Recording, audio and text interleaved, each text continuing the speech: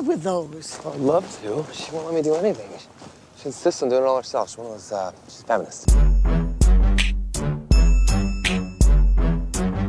Thai food, feminist prose, and angry girl music of the indie rock persuasion.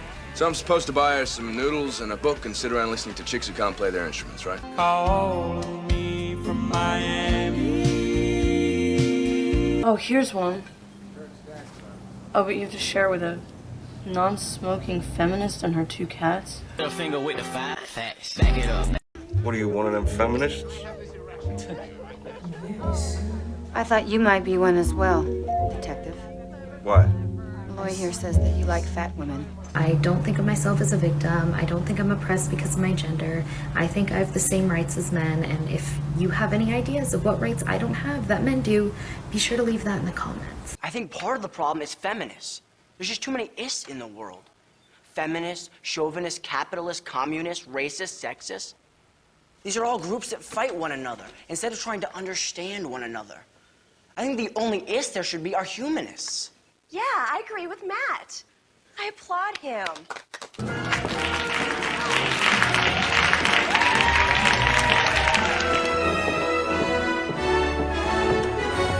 Excuse you, you're in my way. She's a law student. She can't defend you.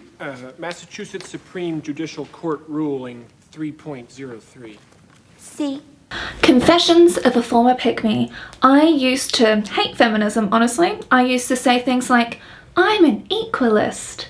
I was sitting there, employed with my own bank account, saying, feminism, who needs that? Wow. And I thought it was very important for men to like me because that meant that they were taking me seriously, and it was the highest achievement to be considered to be the ideal kind of wife. I truly thought that feminism was about hating men and having women in positions of power, which duh, we already had because Helen Clark was Prime Minister way back in the early 2000s here in Aotearoa. I thought the people who labelled themselves as feminists hated women that enjoyed the things that I did, like they didn't want women to wear makeup, they didn't want women to shave, they didn't even want women to be in a relationship with a man because they were all man haters and no one could possibly be a feminist at the same time as being in a relationship with a man.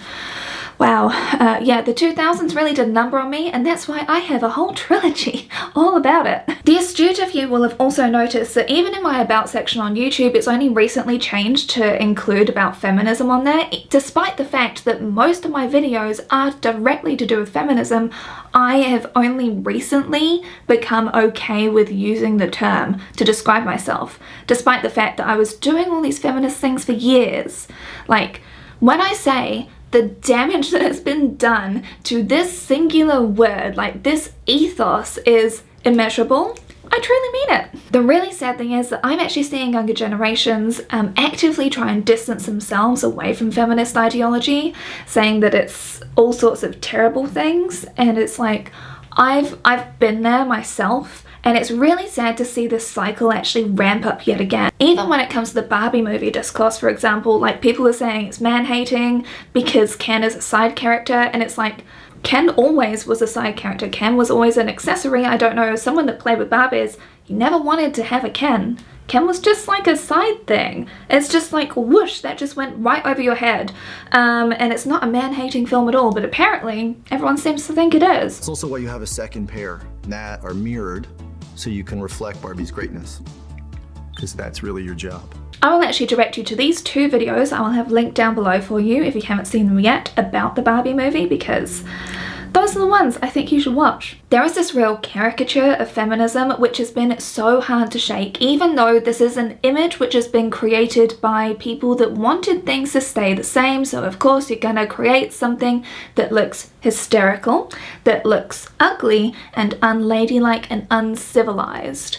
But despite the fact that people don't really fit into this category, that's still the prevailing image. So I really want to talk about this. So thank you very much to the 263 people that actually responded to my survey. I read through all of them. The respondents to my survey all skewed a bit younger.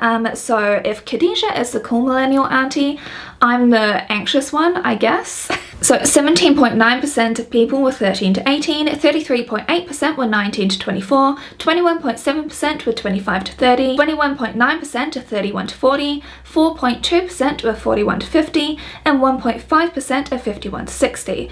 So that means a majority of my respondents actually grew up exclusively under third wave feminism, and that really does help me to kind of understand like this sort of tipping point that we've hit now, as I will be talking through. I asked in the survey if people were familiar with all the different waves of feminism, and it was a bit of a mixed bag, but in case you've stumbled across this video, I'm going to boil down decades, hundreds of years of work into a few palatable sentences to kind of get us up to speed, but there are resources, sources, everything linked down below for you. Back in Queen Victorian times, women weren't allowed to vote, even though we had a female king. So some women formed a gang. The first wave was from 1848 until 1920. It was a decades-long fight to get white women the power to vote.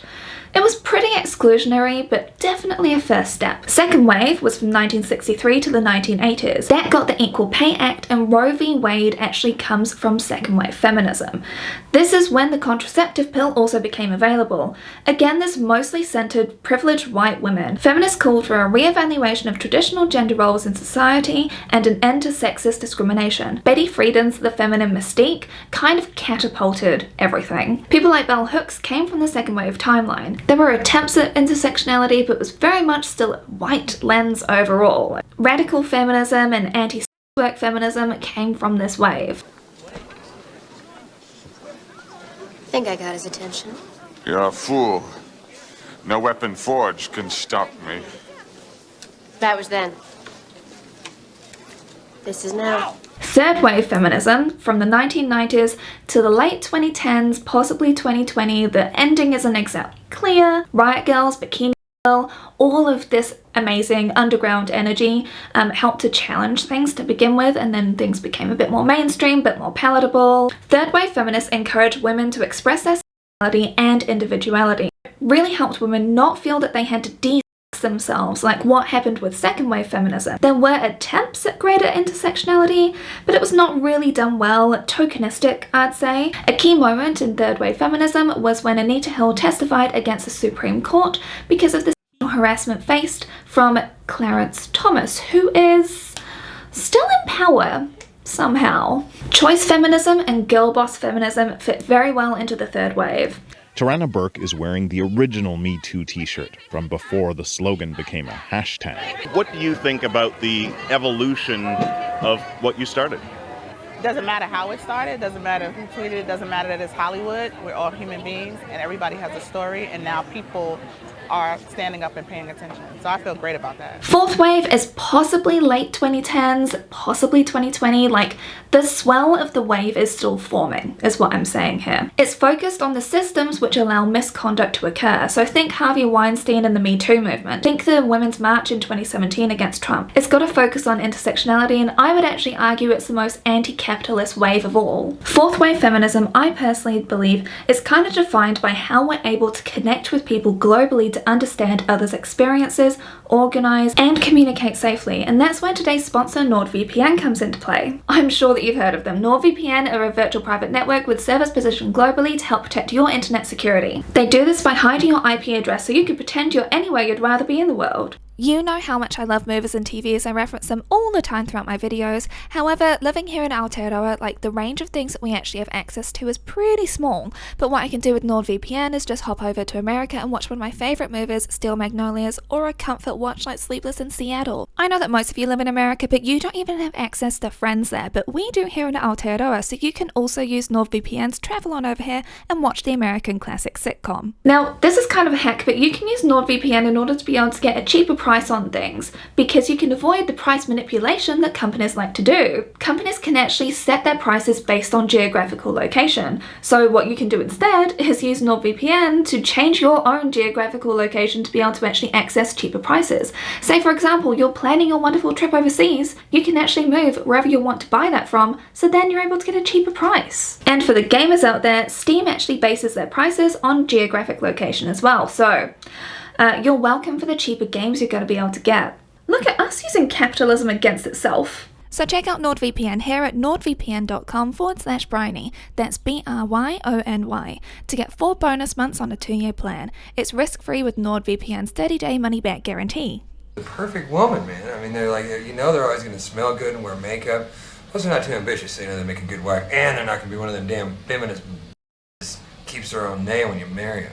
Ugh, feminism is a dirty word. You know what feminism means, right? Like, feminism is about all genders having equal opportunity and rights. But apparently it seems to mean this. Feminism today, to me, is all about advantaging women at the expense of men. And it's become very much caught up in the demonisation of males. Oh boy, people have been really busy over the decades trying to make feminism seem to be the absolute worst thing. Now, I've talked about the Spice Girls and what I call bubblegum feminism. Like, even though they were selling a very mainstream, very palatable, consumerist-friendly version of feminism, people still hated them at the time. It's really been a huge uphill battle trying to get feminism to lose its ugly imagery, which was gifted to it by, who? Maybe the people that wanted to keep patriarchal systems of power in place? Huh. Something we've been sold time and again from our youth is that feminism is bad, and the N-log or pick-me journey that I went on seems to be quite similar to a lot of you. However, I am positive that you were not as cringy as me. I started off as an N-log at the age of 10 when I was like this tomboy N-log. Ugh, it was really insufferable then, but then I grew up at 16 to be a pick-me.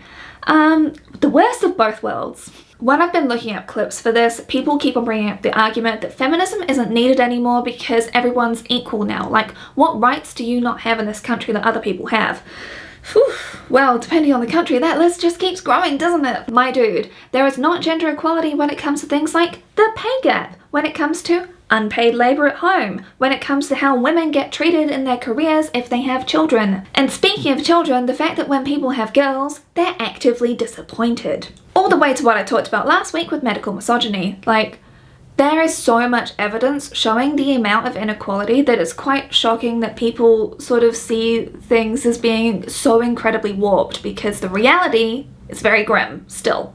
I asked, if you describe yourself as a feminist, how have people reacted to this? Because I was particularly interested in friendships and romantic partners. There was quite a mixed bag when it came to this, and some boyfriends had been rolling their eyes and saying that women don't really have problems. Funnily enough, they turned into exes. Good on ya. One person said, regards to dating, I came across this dating profile once that outright said, if you're a feminist, don't swipe right on me. Which is so bizarre to me that people can be blatantly and ignorant out in the open. I have a theory, a dating theory. Okay, so it's like feminism is being used as a litmus test as to how badly someone is okay to be treated. You know, because if someone identifies as being a feminist, then they're not gonna put up with too much stick, you know? Also, because that's listed as an instant turn off for people, it plants this little seed of doubt in our minds that can just easily grow because, of course, we're taught time and again our purpose is to be desirable to men, and oh my gosh, if the way that we think is not desirable to them, it helps us to feel worthless. It's the exact same thing as when you see men calling Margot Robbie mid, because she is kind of like the epitome of Eurocentric beauty standards, so calling her mid means that all of us regular stumpy ugly folk are incredibly ugly, like we're trolls. It's basically the way to like put down someone that is objectively beautiful to make all the rest of us feel worse. It's to make us feel powerless and doubt ourselves, but that's my opinion as to why they do it. I could be wrong. I wanted to know your negative influences when it came to painting feminism in a really bad light, and similar names got brought up time and again, I gotta say, like Shoe on Head, Leafy, PewDiePie. There was so much anti-SJW stuff in the 2010s that deeply impacted a lot of you too, and I think it's worth mentioning just how prevalent and popular this sort of quote edgy content was, as it infiltrated schools back then the same way that Andrew Tate and misogynists are today. It's the same misogyny, just packaged differently. I saw a lot of through lines of this exact comment. Most of my peers, including myself, use other words to describe our beliefs like leftist. Feminist as a term has become too associated with the anti-trans rights movement. Now, this concerns me a lot. TERFs for the uninitiated are trans exclusionary radical feminists. Think people like J.K. Rowling, Dave Chappelle, Posey Parker, and also just think about all of the horrific things that happened to Dylan Mulvaney, okay? Like that huge outrage caused by TERFs. In my opinion, this is distorting feminism in order to be able to weaponize it to be bigoted towards people. That's all that this is, because what about any of this is about equality? None of it is, okay? Like, if we're going back to the definition of feminism, which is equality between the genders, you're not getting that with this, okay? If you are a TERF, I'm sorry, but this is not a place that you're gonna enjoy, but stick around if you want to learn some stuff. Conservative feminism Christianity came up quite often as well when it comes to having a negative view of feminism, because it seemed to be anti-God. Now, I'm not religious in the slightest, okay? As far as I'm concerned, like, if you want to believe in something, as long as you're not hurting yourself or others, that's all good. So I googled it, as anyone should if they don't know about something, and I found websites which were actually made by Christians saying that yes, you can be a Christian feminist. Like, they're not complete oxymorons, you know? So I don't know really where this is coming from, other than potentially patriarchal figures wanting to maintain a level of control and power. Now, one of you actually suggested, what's her name? Sarah Dooley, who stayed at a trad wife's house, where she defiantly defends her trad wife stance. So I watched this, and Brandon came in and like started watching it, and he was just like, what the fuck? On Twitter, when it comes to feminism, in the past you've likened it to cancer. That's pretty extreme.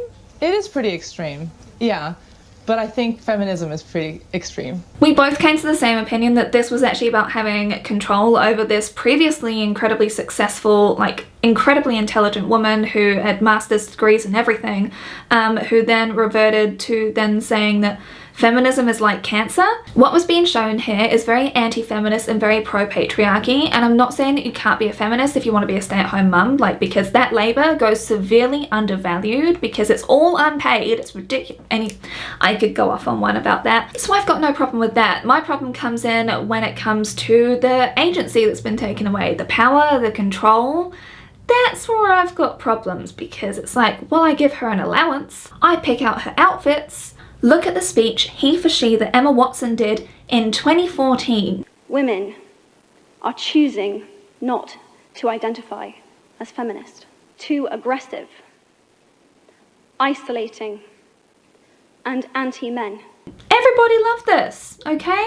However, we're still dealing with the same issues today. Now, the man thing did actually come up yet again. Now, I really want to focus here. Every single wave of feminism has been called anti-men, that women want to own men, want to use power over men, that women think that we're above them.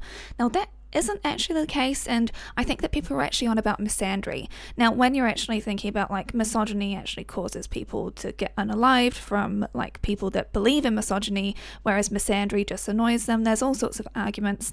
The patriarchy hurts everybody, okay? I literally go watch my femphobia video. I'll even link it at the end of this, okay? But I just want to say there is a difference between picking out the issues that have been caused by patriarchy, which mean men behave in certain ways, and unpacking that, even poking fun at that, that's cool. Feminism isn't man-hating, end of story. Another one of you said I don't bring it up with romantic partners because I think the term itself is too loaded. I usually say that I'm very liberal and interested in social justice, and see where it goes from there. I've often found myself elaborating a lot on feminism whenever I talk about it. Like, I'm an intersectional feminist and I respect your views and opinions as well, but I do believe that we're entrenched in a patriarchal system that systematically disadvantages and hurts women, even more so for non-white women, trans women, disabled women, etc., who I believe all have a part in the movement. I think that this is the goal, right? Because in the same way as, like, you know, that neckbeard man was saying, like, what is a woman, and all of that rubbish that he was going off on. It's a way to try and silence people, because if you know what it was, you'd be able to say it simply. Whereas, like, gender's a construct, okay? And by making people work to over-explain themselves, it means that they can use silly excuses to not actually listen and maintain the status quo. They're applying these same techniques to feminism. It's a tried and true method that we've seen for years at this point, and yet we keep falling for it. So as a woman scientist in the government, I've liked to lately transpose the word feminism to equalism. I don't really want to consider myself. But I'm an equalist! I'm not alone in this weird struggle to try and unlearn things, because we use the word equalist because it sounds more egalitarian than feminist. despite the literal definition of feminism, but whatever. In 2017, Miss USA Cara McCullough labelled herself as an equalist, not a feminist. But she did then go and backtrack on this in an interview with Allure magazine. However, she was still on the side of equalists. From your responses, some people have a really distrustful view of feminism because of all of the people that it forgot during first, second and third wave feminism. And from what I would call it, and what a lot of you called this out as well, I would call this the white woman's kind of feminism. White feminism falls very well into liberal feminist ideology, which is issues important to modern liberal feminists include reproductive and abortion rights, harassment, voting, education, equal pay for equal work, affordable childcare, affordable healthcare, elimination of prejudices and stereotypes. All of that sounds very reasonable, right? Like, not asking for much with that, it's just making changes within the system to keep the system going as it is. When I think of this, I think about the Dove ad campaigns. I think about Always products showing a girl that's about to play a boy's sport. I think about Barbie. I think about all of this sort of girl bossification of movies that we've seen, you know, it's very much like you can be a CEO and you can also enjoy shopping. It's like, it's good, but it's very much a capitalist sort of lens. It's consumerist culture, and in my opinion, how can you really be feminist if in order to make the girl power t-shirts or whatever, like that's actually using like forced labor in sweatshops where people aren't even being paid properly and in working in absolutely terrible conditions. Like, to me, that's not exactly feminism when it's relying on that, okay? Now, in my opinion, all of this frustration for the past few years with all of this quote feminist progress, which really isn't all that much, backwards in some cases, it shows like this swell of the fourth wave actually happening. At least in my opinion, this is what I think, okay? This is exactly why I say that intersectionality is so important, and it's something that I bring up across all of my videos, honestly. I think that you're very well aware of that fact by now if you watch me. If you don't, well, hi.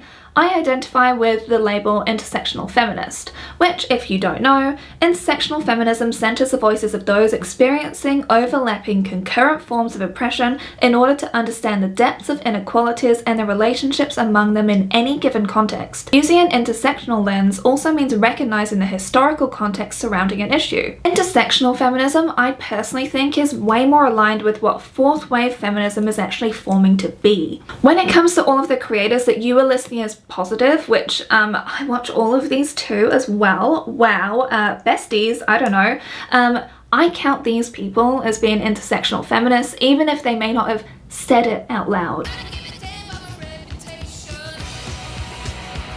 So why is there still discourse? Who does it benefit to not agree with feminist ideology? I just want to ask that. If you want to be an equalist, intersectional feminism, in my opinion, is a key part of that. And if you're completely forgetting about that, who are you an equalist to? Like, genuinely, you're missing out on everyone that way. It's interlinked is what I'm saying. It's like part of being an equalist. These are questions that I've asked myself, which is exactly why I'm reflecting them back to you if you are struggling with the feminist term. By having all of this discourse continue, it means that people don't have to tackle the bigger things and can infight instead.